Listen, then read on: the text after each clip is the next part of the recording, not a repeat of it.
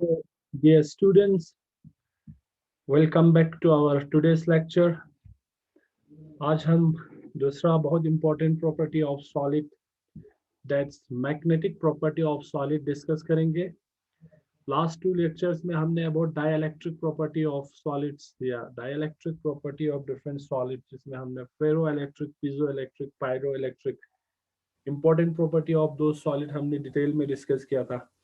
आज हम about magnetic property of this solids we will going to be discuss.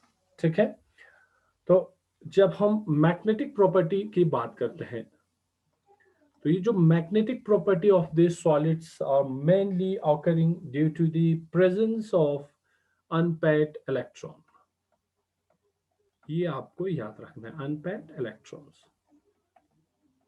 ठीक है, तो जो मैग्नेटिक प्रॉपर्टी अराइज होता है सॉलिड्स में, डिफरेंट सॉलिड्स में, they are mainly characterized by the presence of unpaired of electron. ये जो अनपेयर्ड इलेक्ट्रॉन्स अगर आपके सॉलिड में प्रेजेंट रहेंगे तभी वो मैग्नेटिक प्रॉपर्टी शो कर पाएंगे, अदरवाइज मैग्नेटिक प्रॉपर्टी शो नहीं कर पाएंगे. ठीक है, और ये जो मैग्नेटिक प्रॉपर्टी शो करने के लिए अनपेयर्ड जो इलेक्ट्रॉन मेटल में प्रेजेंट रहेंगे, डिफरेंट सॉलिड स्ट्रक्चर आपने डिस्कस किया, वहां पे जो मेटल प्रेजेंट रहता है वो मेनली आपकी मेटल कैटायंस, कैटायन साइड पे ये सब प्रेजेंट रहते हैं. ठीक है, कैटायन साइड पे ये प्रेजेंट रहेंगे. Thus, हम कह सकते हैं कि जो magnetic property of this solids mainly occurring due to the presence of this unpaired electrons. So overall we can say the magnetic property of this material या magnetic behaviour is thus restricted to the compound of mainly transition metals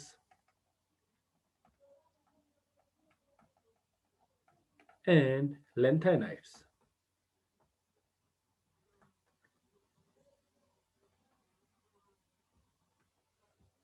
And also actinides. आपकी जो magnetic property है वो mainly जो magnetic behaviour of this metals और we can say they are restricted to other transition metals और lanthanide and actinide. Why this?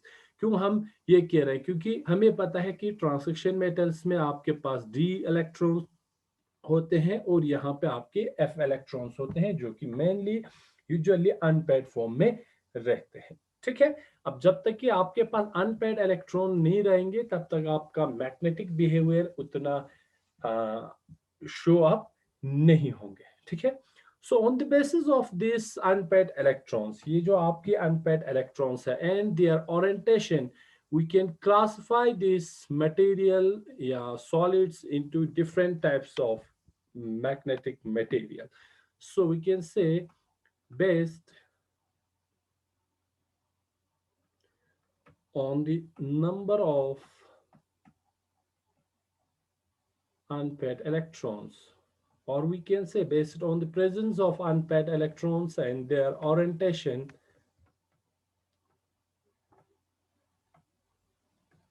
we can classify this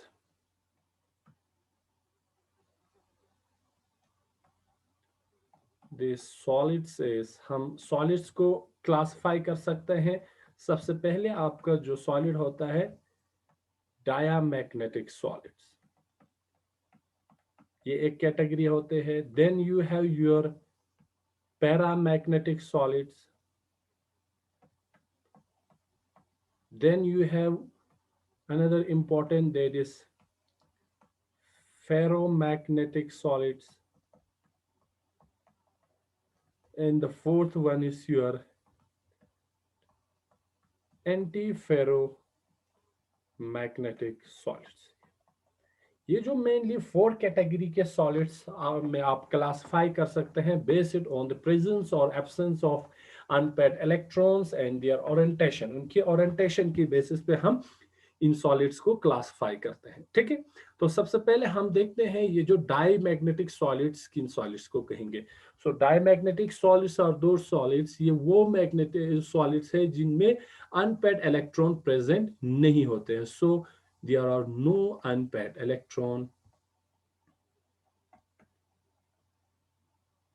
electrons are present.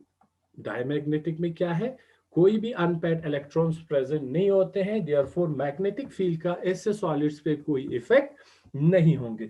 ऐसे materials आपका कोई भी magnetic effect show नहीं करेंगे। ठीक है, इट मींस क्या है, डायमैग्नेटिक सॉलिड्स में अगर हम इलेक्ट्रॉन्स की ओरिएंटेशन की बात करें तो सारे इलेक्ट्रॉन्स पेयर फॉर्म में रहेंगे। ठीक है, ये आपके इस तरह अगर ओरिएंटेशन है तो आपके जितने भी इलेक्ट्रॉन्स आपके पास है वो पैड फॉर्म में रहेंगे। सो वी कैन से आपका इलेक्ट्रॉन इस तरह, या ओरिएंटेशन जो है anti parallel orientation with equal number of electrons रहेंगे। Due to such type of orientation यहाँ पे आपके पास कोई भी अनपेड इलेक्ट्रॉन नहीं है, तो आपके डायमैग्नेटिक सॉलिड्स पे मैग्नेटिक फील्ड का कोई इफेक्ट नहीं होंगे। ठीक है, next is your paramagnetic solid. Paramagnetic solid क्या है? ठीक है, अनपेड डायमैग्नेटिक सॉलिड्स में तो हमने कहा यहाँ पे कोई अनपेड इलेक्ट्रॉन नहीं होंगे। ठीक है, now in case of paramagnetic solid, paramagnetic solids में आपके पास क्या रहेंगे?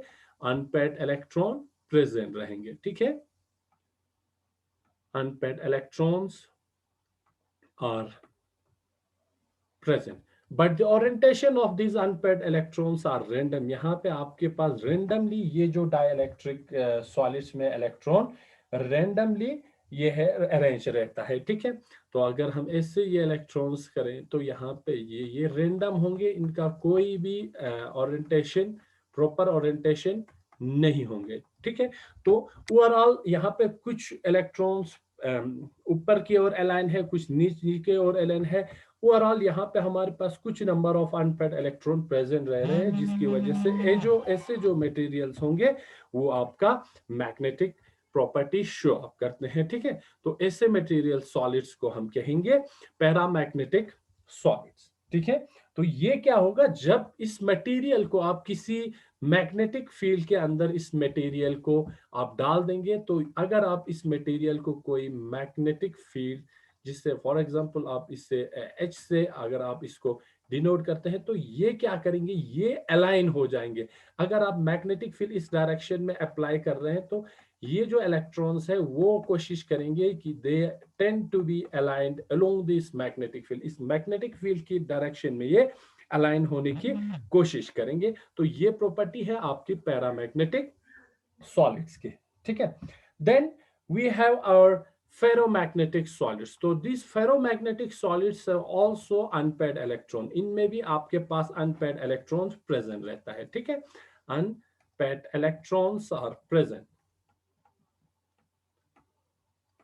यहाँ पे भी अनपेड इलेक्ट्रॉन्स प्रेजेंट रहेंगे, but the orientation of this unpaired electrons are parallel. तो यहाँ पे अनपेड इलेक्ट्रॉन्स की ओरिएंटेशन क्या होता है, पैरेलल होते हैं। इस तरह आपके अनपेड इलेक्ट्रॉन्स की ओरिएंटेशन पैरेलल रहेंगे, एक ही डायरेक्शन में रहेंगे। ठीक है, तो फर्दर अगर आप इस पे अगर आप एक मैग्नेटिक फील्ड अगर आप अप्लाई करते हैं तो ये क्या करेंगे, इसमें प्रॉपर अलाइन होंगे एक ही डायरेक्शन में। ओवरऑल यहाँ पे आपके पास नेट मैग्नेटिक मूवमेंट प्रेजेंट रहेंगे which is very so loss. तो यहाँ पे पैरेलल अलाइनमेंट होंगे आपकी नंबर ऑफ अनपेड इलेक्ट्रॉन्स में। तो ऐसे सॉलिड्स को हम कहते हैं ferromagnetic solids. Then we have our antiferromagnetic solids. अब एंटी फेरोमैग्नेटिक सॉलिड्स में क्या होता है, यहाँ पे जो इलेक्ट्रॉन्स की अलाइनमेंट है वो एंटी पैरेलल होंगे। ठीक है, इस तरह एंटी पैरेलल होंगे, लेकिन few electrons are there which with have parallel arrangement. यहाँ पे कुछ ऐसे इलेक्ट्रॉन्स होंगे जिसका अरेंजमेंट जो है पैरेलल होंगे इस तरह। तो ये जो एंटी पैरेलल अरेंजमेंट है ये तो एक दूसरे के साथ क्या होंगे, कैंसिल होंगे। +1/2 फॉर एग्जांपल, ये -1/2 अगर इसके हम स्पिन डायरेक्शन देंगे तो ये जो एंटी पैरेलल है ये एक दूसरे के साथ क्या होंगे, कैंसिल आउट होंगे। लेकिन जो net there are some electrons are there which have parallel alignment, यहाँ कुछ इलेक्ट्रॉन्स ऐसे होते हैं जिनके अलाइनमेंट जो है पैरेलल रहते हैं। तो इसकी वजह से क्या होगा, इसमें आपका थोड़ा रेसिडुअल आपकी मैग्नेटिक मूवमेंट इनमें रहेंगे। ठीक है, so we can say overall this antiparallel electrons will give net, ये जो एंटी पैरेलल होंगे वो नेट जीरो मैग्नेटिक मूवमेंट देंगे हमें। ठीक है, ये जो एंटी पैरेलल अरेंजमेंट है ये हमें नेट ओवरऑल देंगे, क्या देंगे, मैग्नेटिक मूवमेंट जीरो देंगे। But due to the presence of this some parallel arrangement of this electron we got some so magnetic movements are present there, magnetic movements are present there, due to which this antiferromagnetic solids or sometimes behaves as paramagnetic solid. तो इसकी वजह से हमारे पास इसमें कुछ paramagnetic solids की property आ जाते हैं, ठीक है। तो ऐसे सॉलिड्स को हम कहते हैं एंटीफेरोमैग्नेटिक सॉलिड्स। तो ये हो गया हमारा different category of solid on the basis of their magnetic property which are due to the presence of number of unpaired electrons and also the alignment of this electron in the presence of magnetic field। तो ये है आपका different category of magnetic solids। Now let's see the behavior of this substance in magnetic field। अब अगर in solids को हम magnetic field में इनको पुट अप करते हैं तो क्या होगा? Behaviour of such substances in a magnetic field। Magnetic field, इनको अगर ऐसे सबस्टांस को हम मैग्नेटिक फील्ड के अंदर इसको हम अप्लाई करेंगे, डाल देंगे तो क्या होगा, ठीक है। तो क्या होता है, जैसे आप ऐसे सबस्टेंस को आप एक मैग्नेटिक फील्ड में अप्लाई करते हैं, ये आपके पास एक सॉलिड है, इसमें इसको क्या करेंगे आप मैग्नेटिक फील्ड इसमें इंड्यूस करेंगे, तो क्या होगा, इसमें जो इलेक्ट्रॉन प्रेजेंट है वो अपना एक मैग्नेटिक फील्ड इंड्यूस करेंगे, ये वो इलेक्ट्रॉन इंड्यूस करेंगे जो कि इस सॉलिड के अंदर है, ठीक है। तो ये अपना एक इंड्यूस मैग्नेटिक फील्ड इंड्यूस करेंगे which can be antiparallel to this applied magnetic field, जो कि इस अप्लाइड मैग्नेटिक फील्ड के क्या होंगे, एंटी पैरेलल होंगे, ठीक है। तो इससे पहले कि हम इसको और आगे ले जाए, कुछ इंपॉर्टेंट टर्म है जिसको हमें यहाँ पे जान के जाना चाहिए, जो कि बाद में काम आएंगे। तो वो है, सबसे पहले एक इंपॉर्टेंट टर्म होगा वो है मैग्नेटिक इंडक्शन। क्या है? Magnetic induction. ये जो छोटे छोटे टर्म्स है इनको हम यहाँ पे आपको एक्सप्लेन करके जाएंगे ताकि बाद में आपको ये प्रॉब्लम ना हो। तो मैग्नेटिक इंडक्शन क्या है? मैग्नेटिक इंडक्शन हम कैसे निकालेंगे? इफ ए, तो इसको हम ऐसे लिख सकते हैं, if A substance is placed in a magnetic field, अगर आप एक सबस्टेंस को एक मैग्नेटिक फील्ड के अंदर प्लेस करते हैं, ठीक है, let's take the magnetic field as H, जो आप अप्लाइड मैग्नेटिक फील्ड यहाँ पे अप्लाई कर रहे हैं उसको हम एच से रिप्रेजेंट कर रहे हैं, then the density of lines of force, this magnetic force in this sample is known as magnetic induction। magnetic induction which is represented by B। आपका जो मैग्नेटिक इंडक्शन है उसको हम क्या, बी से हम डिनोट करते हैं, ठीक से, बी से हम डिनोट करते हैं। अब ये क्या है मैग्नेटिक इंडक्शन? अब देखते हैं, जैसे कि हमने एक सबस्टेंस को प्लेस किया एक मैग्नेटिक फील्ड के अंदर, ये आपका सबस्टेंस है, इसको हमने मैग्नेटिक फील्ड के अंदर इसको डाल दिया, तो कितना number of this magnetic line, this force line are passing from this solid, this force is known as magnetic induction. इसको हम कहते हैं मैग्नेटिक इंडक्शन। अब हम देखते हैं क्या इफेक्ट रहता है पैरामैग्नेटिक, डायमैग्नेटिक और फेरोमैग्नेटिक सबस्टेंस का when we put such type of substances inside a magnetic field। अब ये है आपका एक सबस्टेंस, फॉर एग्जांपल ये आपका एक है सबस्टेंस। अब देखते हैं behaviour of different types of magnetic material. ये सबस्टेंस है आपका, this is your diamagnetic substances, diamagnetic substances. अब जैसे ही आप इस सबस्टेंस को मैग्नेटिक फील्ड के अंदर इसको प्लेस करेंगे, ये हमारा है मैग्नेटिक लाइंस, मैग्नेटिक लाइंस। अब देखते हैं क्या होता है, कैसे आपका बिहेवियर शो करेंगे डिफरेंट टाइप्स ऑफ मटेरियल। ये आपका है मैग्नेटिक लाइंस, फोर्सेस या मैग्नेटिक फोर्स लाइंस। अब क्या होगा, अगर ये सबस्टेंस डायमैग्नेटिक है तो क्या होता है, ये इस मैग्नेटिक फील्ड को रिपेल करता है। रिपेल करने पे क्या होगा, जो मैग्नेटिक लाइंस हमने inside of this material draw किया था, ये क्या करेंगे, ये बाहर की ओर अलाइन होंगे, इस तरह यहां से पास करने की कोशिश करेंगे। ये डायमैग्नेटिक मटेरियल के अंदर से पास नहीं होंगे, या कोशिश करेंगे कि ये डायमैग्नेटिक सबस्टेंस से बाहर चले जाएंगे। So we can say diamagnetic substance repel this magnetic forces या मैग्नेटिक लाइंस या मैग्नेटिक फोर्सेस। तो डायमैग्नेटिक सबस्टेंस का क्या प्रॉपर्टी है कि वो क्या करता है, इस मैग्नेटिक फोर्स या मैग्नेटिक फील्ड को रिपेल करता है। रिपेल करने पे ये क्या होगा, बाहर की ओर चले जाएंगे। तो minimum number of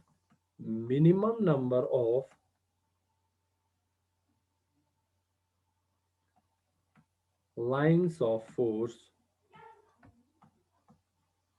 passes from diamagnetic substances। ठीक है, तो डायमैग्नेटिक सबस्टेंस से मिनिमम नंबर ऑफ फोर्स पास होंगे। तो ये पहला प्रॉपर्टी है डायमैग्नेटिक सबस्टेंसेस का। देन अगर हम इसी मैग्नेटिक फील्ड में अगर हम एक पैरामैग्नेटिक सबस्टेंस को डाल देंगे, ठीक है, तो क्या होता है इस केस में ये जो पैरामैग्नेटिक सबस्टेंस है वो कोशिश करते हैं कि ये जो लाइंस है, फोर्स लाइन है, इनको अट्रैक्ट करने की कोशिश करते हैं। तो क्या होगा, जैसे ही मैग्नेटिक फील्ड का जो लाइन यहां से पास होंगे, वो मैग्नेटिक पैरामैग्नेटिक सबस्टेंस के पास आते हैं, वो बेंड हो जाएंगे, क्योंकि ये क्या करता है, अट्रैक्ट करता है। इस तरह ये बिहेवियर होगा। This paramagnetic substance tends to attract this magnetic line of forces। तो वो इस फोर्स को अट्रैक्ट करने की कोशिश करेंगे। तो ये इस तरह अट्रैक्शन होगा इन दोनों के बीच में, ठीक है। तो ये अंदर की ओर खींचने की कोशिश करेंगे, मैग्नेटिक लाइन ऑफ फोर्स को इस तरह अट्रैक्ट करने की कोशिश करेंगे। So we can say that the paramagnetic, if it is the paramagnetic substance, ये अगर एक पैरामैग्नेटिक सबस्टेंस है, तो it tends to attract the lines of force, इस फोर्स को अट्रैक्ट करने की कोशिश करेंगे। तो क्या होगा, जब ये अट्रैक्ट करेंगे तो maximum number of lines of forces passes through this solid इस सॉलिड से maximum number of line of force pass होने की कोशिश करेंगे, ठीक है। फर्दर इफ वी, अगर हम इससे भी आगे जाए और हम फेरोमैग्नेटिक सबस्टेंस की बात करें, तो फेरोमैग्नेटिक सबस्टेंसेस पैरामैग्नेटिक सबस्टेंस से भी ज्यादा क्या करेंगे, मैग्नेटिक लाइंस ऑफ फोर्स को अट्रैक्ट करेंगे। अब जैसे ही मैग्नेटिक लाइंस ऑफ फोर्स इधर मूव होंगे, तो ये और भी ज्यादा अट्रैक्ट करने की कोशिश करेंगे, इस तरह और भी ज्यादा अट्रैक्शन शो करेंगे मैग्नेटिक लाइंस ऑफ फोर्सेस को। ये है फेरामैग्नेटिक सबस्टेंस की प्रॉपर्टी, ठीक है। तो इस तरह और भी अट्रैक्ट करने की कोशिश करेंगे ये मैग्नेटिक लाइंस ऑफ फोर्सेस को, इस तरह, ठीक है। तो यही डिफरेंस है। तो यहां पे क्या होगा, in case of फेरामैग्नेटिक substance, maximum attraction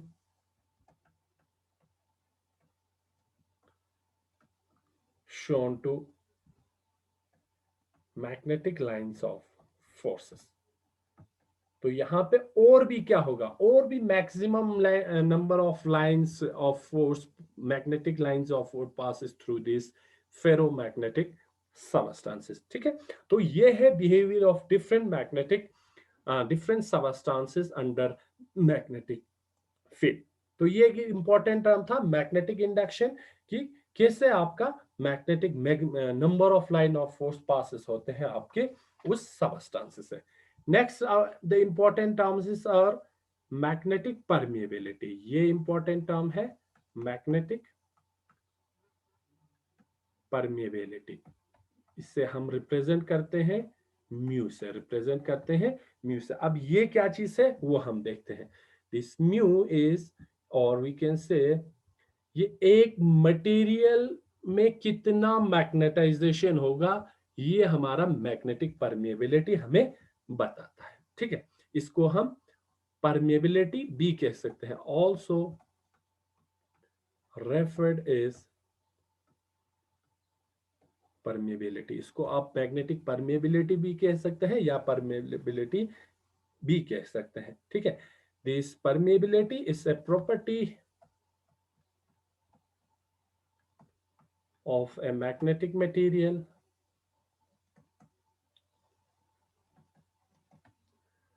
which supports the formation of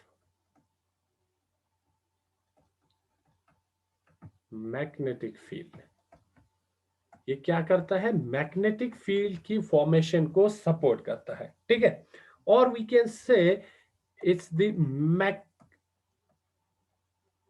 magnetisation capability of a solid.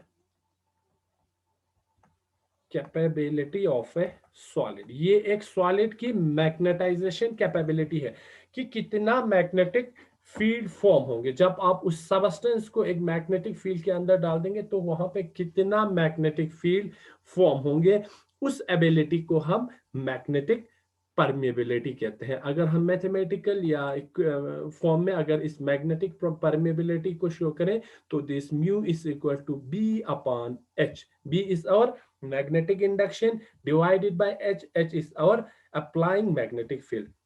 आप कितना मैग्नेटिक फील्ड अप्लाई कर रहे हैं। ठीक है, अब देखते हैं आगे ये क्या है।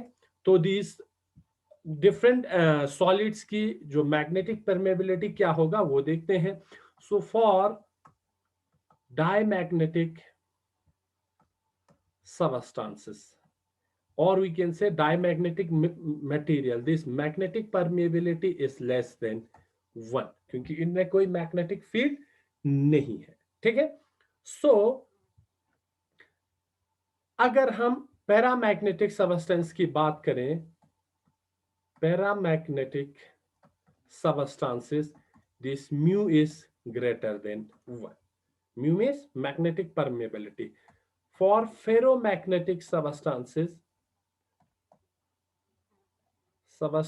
this mu is very greater than 1। ये बहुत ज्यादा होगा 1 से। for antiferromagnetic substances this mu is greater than 1। और we can say ये आपकी पैरामैग्नेटिक के ऑलमोस्ट इक्वल होते हैं। ठीक है, तो ये है magnetic permeability of different solid and what is magnetic permeability. और एक इंपॉर्टेंट टर्म यहां पे मैग्नेटिक प्रॉपर्टी में आपको पढ़ने को मिलेगा, वो है आपका magnetic susceptibility. Magnetic susceptibility which is represent by this काई। इसको हम काई से रिप्रेजेंट करते हैं। अब ये क्या है, this is a measure of how much a material will be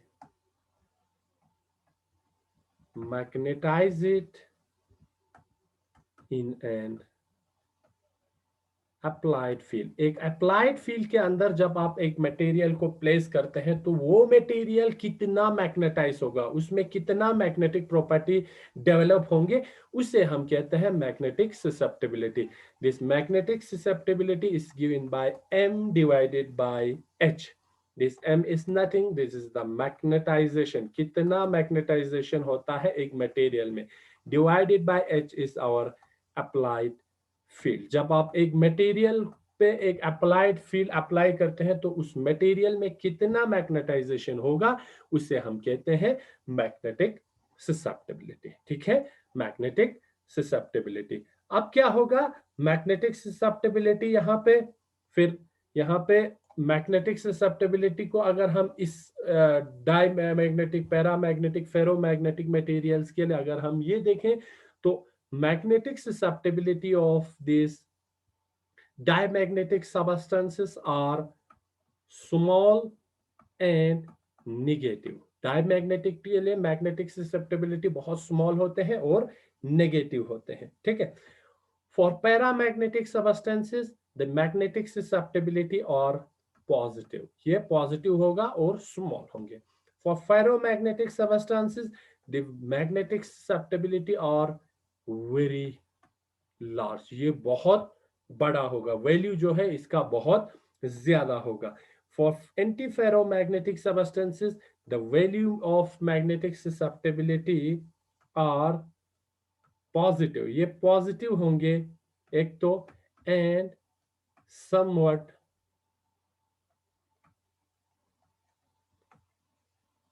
comparable to that of paramagnetic substance,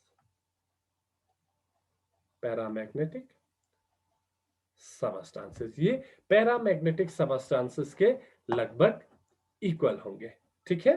तो ये था कुछ important properties of different solids and it's behaviour in different magnetic field. अगर आप उसको मैग्नेटिक फील्ड में रखेंगे तो क्या होगा और क्या प्रॉपर्टी वो शो करता है, ठीक है। तो ये था all about our magnetic susceptibility, magnetic permeability and different types of magnetic material, जिसमें था डायमैग्नेटिक, उसका प्रॉपर्टी क्या है, फेरोमैग्नेटिक प्रॉपर्टी क्या है, देन इसके साथ आपका एंटी फेरोमैग्नेटिक और आपका पैरामैग्नेटिक, ठीक है। Now let's see the effect of temperature. Effect of temperature, ऐसे मैग्नेटिक मटेरियल में टेम्परेचर का क्या इफेक्ट होगा और कैसे हम टेम्परेचर की इफेक्ट को देखेंगे। तो टेम्परेचर की इफेक्ट को देखने के लिए two important law has been put by Curie and Curie Weiss. एक तो क्यूरी लॉ है टेम्परेचर के इफेक्ट को स्टडी करने के लिए, एंड इससे थोड़ा एडवांस लॉ है जिसे हम क्यूरी वाइस लॉ। ये जो दो लॉ है ये हमें बताता है effect of temperature on the magnetic behaviour of such material. So सबसे पहले हमारा जो क्यूरी लॉ कहता है, so this Curie law says that the magnetic susceptibility, और मोस्टली आपका जो पैरामैग्नेटिक सबस्टेंसेस है ओबे करते हैं क्यूरी लॉ को, क्यूरी लॉ को। So we can say most paramagnetic substances obey the Curie law. Curie law को most of the paramagnetic substances obey करता है, specially at high temperature. Condition क्या है, टेम्परेचर जो है वो बहुत ज्यादा होना चाहिए। So it says that the magnetic susceptibility is inversely proportional to temperature, ठीक है। अब क्या होगा, जैसे जैसे टेम्परेचर बढ़ेंगे मैग्नेटिक ससेप्टेबिलिटी कम होगा। तो अगर इस प्रोपोर्शनलिटी को हम कन्वर्ट करते हैं इक्वल टू में, so this magnetic susceptibility is equal to C upon T. ये सी क्या चीज है, दिस इज, इसको हम कहते हैं क्यूरी कांस्टेंट। ये एक कांस्टेंट है जिसे हम क्यूरी कांस्टेंट कहते हैं। तो क्यूरी लॉ क्या कहते हैं, the magnetic susceptibility is inversely proportional to temperature. Magnetic susceptibility और टेम्परेचर क्या है, इनवर्सली प्रोपोर्शनल है। जैसे जैसे टेम्परेचर बढ़ेंगे मैग्नेटिक ससेप्टेबिलिटी कम होगा। वो क्यों कम होंगे, आगे हम इसको एक्सप्लेन करते हैं। लेकिन कुछ क्या होता है, इससे कुछ सॉलिड इस लॉ को प्रॉपरली फॉलो नहीं कर पाते हैं, तो इसका मॉडिफाइड वर्जन आ गया Curie Weiss law. Curie Weiss law, अब ये क्यूरी वाइस लॉ क्या कहते हैं, this Curie Weiss law defines that the magnetic susceptibility is inversely proportional to temperature with some further constant theta, ठीक है। अब ये क्यूरी वाइज ला कहते हैं मैग्नेटिक ससेप्टेबिलिटी टेम्परेचर के इनवर्सली रिलेटेड है with some other constant theta, and this theta is, इसको हम कहते हैं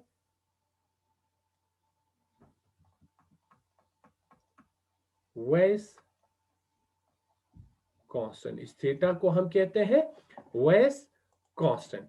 तो ये दो इंपॉर्टेंट लॉ है to explain the effect of temperature on the magnetic susceptibility और magnetic behaviour of different type of substances. ठीक है, अब देखो क्यूरी लॉ कहते हैं magnetic susceptibility is inversely temperature.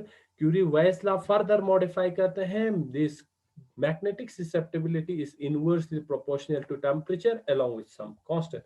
अगर इसको हम प्लॉट करें तो आपको एक ऐसा ग्राफ मिलेगा, हमें टेम्परेचर और किसके, ये आपका टेम्परेचर है, ठीक है, इस साइड बढ़ेंगे, और ये आपका है मैग्नेटिक ससेप्टिबिलिटी का है। तो क्यूरी लॉ कहते हैं, क्यूरी लॉ आपको एक लीनियर रिलेशनशिप देंगे बिटवीन दिस टू, और ये है आपका क्यूरी लॉ। यहां पे स्लोप जो है, slope of this curve will gives the value of this constant, Curie constant. अब क्यूरी वेस लॉ, अगर क्यूरी वेस लॉ को प्लॉट करें तो आपको इसका मॉडिफाइड फॉर्म मिलेंगे, तो ऐसा एक स्लोप मिलेगा जो कि यहां पे आपको थीटा का वैल्यू मिलेगा। ठीक है, ये आपका है क्यूरी वेस लॉ। स्लोप से आपको यहां पे जो कांस्टेंट है सी, इसका वैल्यू मिल जाएंगे। ठीक है, तो ये है Curie and Curie Weiss law. अब हम फर्दर एक्सप्लेन करेंगे कि कैसे ये इफेक्ट शो होता है और टेम्परेचर का इफेक्ट इन सॉलिड्स पे क्या होगा। ठीक है, तो क्या होगा, जैसे ही आपका एक पैरामैग्नेटिक सबस्टेंस है फॉर एग्जांपल, तो आपका एक, पहले हम पैरामैग्नेटिक सबस्टेंस को एक्सप्लेन करते हैं।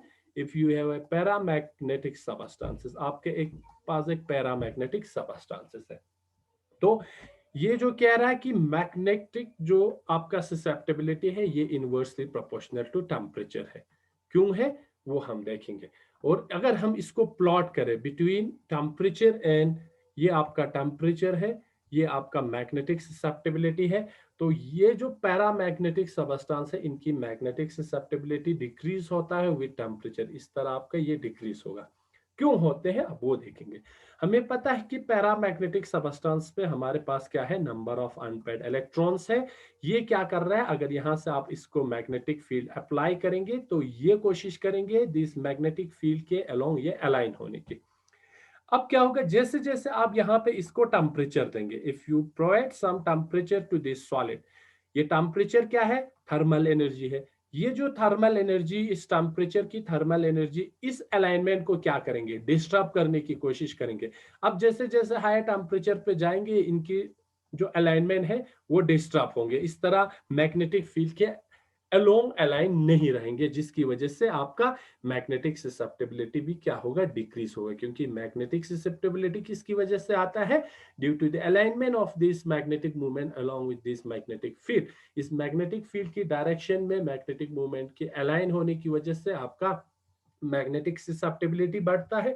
अब टेम्परेचर जैसे जैसे आप बढ़ाएंगे, ये जो अलाइनमेंट ऑफ दिस इलेक्ट्रॉन है ये डिस्टर्ब होंगे, डिफरेंट अलाइनमेंट ले लेंगे, जिसकी वजह से आपका मैग्नेटिक ससेप्टिबिलिटी डिक्रीज होगा। ठीक है, तो ये इंपॉर्टेंट ग्राफ है between magnetic susceptibility and temperature for para magnetic substance के लिए। ठीक है, नेक्स्ट हम देखेंगे फेरोमैग्नेटिक सबस्टेंस के लिए कैसे आपका प्लॉट होगा।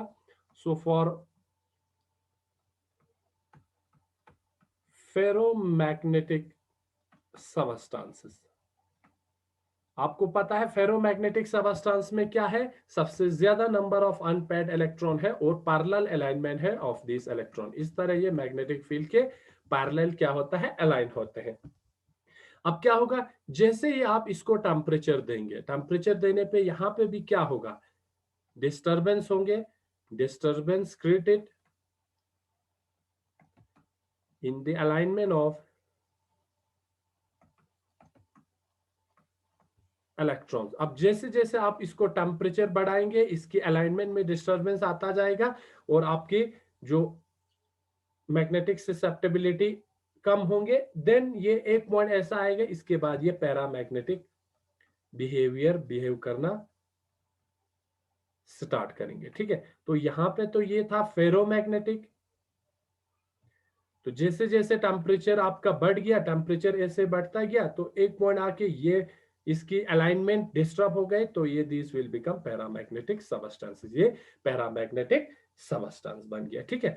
और इस टेम्परेचर को हम कहते हैं Curie temperature, and this temperature where the ferromagnetic substance become paramagnetic is known as Curie temperature, इसको हम कहते हैं क्यूरी टेम्परेचर, ठीक है।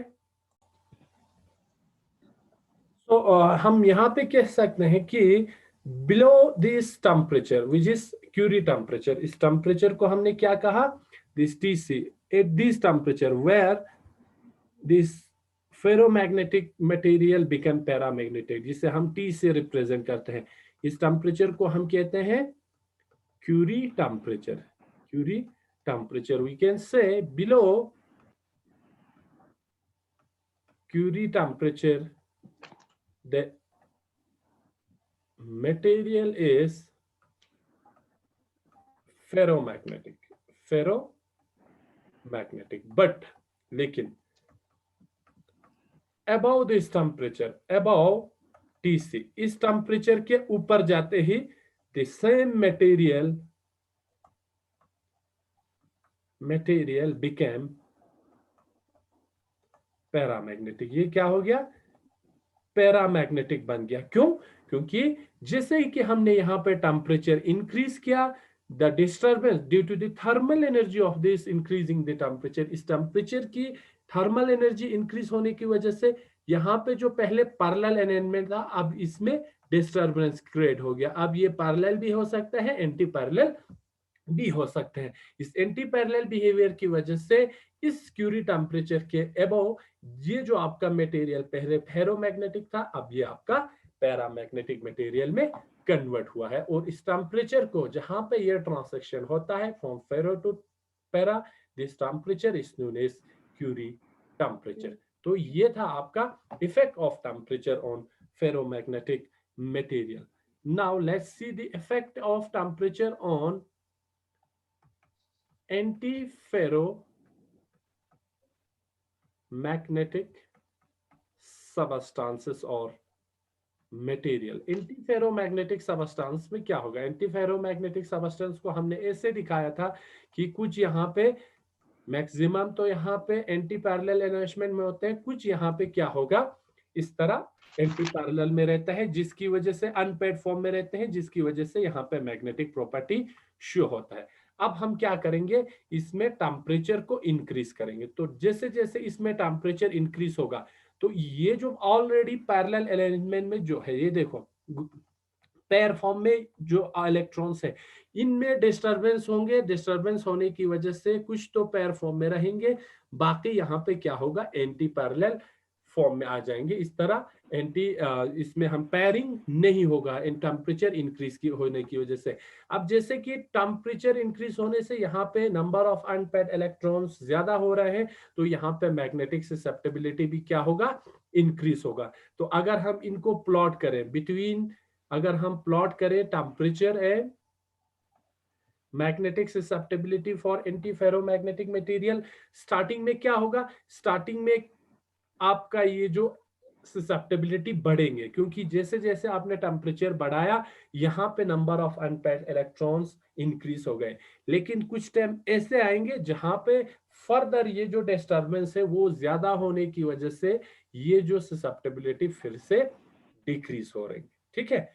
तो एक टेम्परेचर तक ये क्या हो रहा है, यहां से जाते हुए इस टेम्परेचर तक तो ये इंक्रीज हो रहा है, देन आपका मैग्नेटिक ससेप्टेबिलिटी फर्दर डिक्रीज होते हैं, और इस टेम्परेचर को हम टीएन नील टेम्परेचर कहते हैं। क्या कहते हैं, टीएन, जिसे हम कहते हैं नील टेम्परेचर। तो we can say in case of antiferromagnetic substances the magnetic susceptibility, that is chi, increases with temperature। Temperature को बढ़ाने से मैग्नेटिक ससेप्टेबिलिटी इंक्रीज हो रहा है up to Tn, that is Neel temperature. इस टेम्परेचर तक आपका मैग्नेटिक ससेप्टेबिलिटी इंक्रीज हो रहा है, and then magnetic susceptibility decreases due to the disturbance in the orientation of this number or orientation of this magnetic movement or the orientation of this unpaired electron. So below Neel temperature, the magnetic susceptibility increases. इस part में क्या हो रहा है, magnetic susceptibility increase हो रहा है, लेकिन इस पार्ट में टी नेल टेम्परेचर के बाद ये जो आपका मैग्नेटिक ससेप्टेबिलिटी डिक्रीज हो रहा है। तो ये आपका बिहेवियर है एंटी फेरोमैग्नेटिक मटेरियल पे टेम्परेचर की इफेक्ट। टेम्परेचर के साथ आपका मैग्नेटिक और जो पैरामैग्नेटिक सबस्टेंस कैसे बिहेव करता है, फेरोमैग्नेटिक सबस्टेंस कैसे बिहेव करते हैं, and finally your anti ferromagnetic कैसे बिहेव करता है और कैसे प्लॉट मिलता है आपको। ये जो प्लॉट है ये बहुत इंपॉर्टेंट है। ये इस एंटी फेरोमैग्नेटिक के लिए ऐसा प्लॉट मिलता है, फेरोमैग्नेटिक के लिए ऐसा प्लॉट मिलता है, और पैरामैग्नेटिक सबस्टेंस के लिए मैग्नेटिक ससेप्टेबिलिटी और टेम्परेचर के बीच में ऐसा प्लॉट मिलेगा। ये जो प्लॉट है ये बहुत इंपॉर्टेंट है, इन प्लॉट्स को आप ध्यान रखेंगे। और यहाँ पे जो कैरेक्टरिस्टिक टेम्परेचर है, यहाँ पे Curie temperature below which the substance is ferromagnetic, but above this the substance will become paramagnetic. उसी तरह यहाँ पे देखें आप, antiferromagnetic material में below which the material the magnetic susceptibility increases, and at a temperature then after the magnetic susceptibility decreases, और इस temperature को हम Tn से डिनोट करते हैं, जिसे हम नील टेम्परेचर कहते हैं। ठीक है, तो ये था all about introduction to magnetic materials, then behaviour of magnetic substance under magnetic field, and then different effect of temperature on such magnetic material। ठीक है, तो आज के लिए इतना ही। Thank you very much.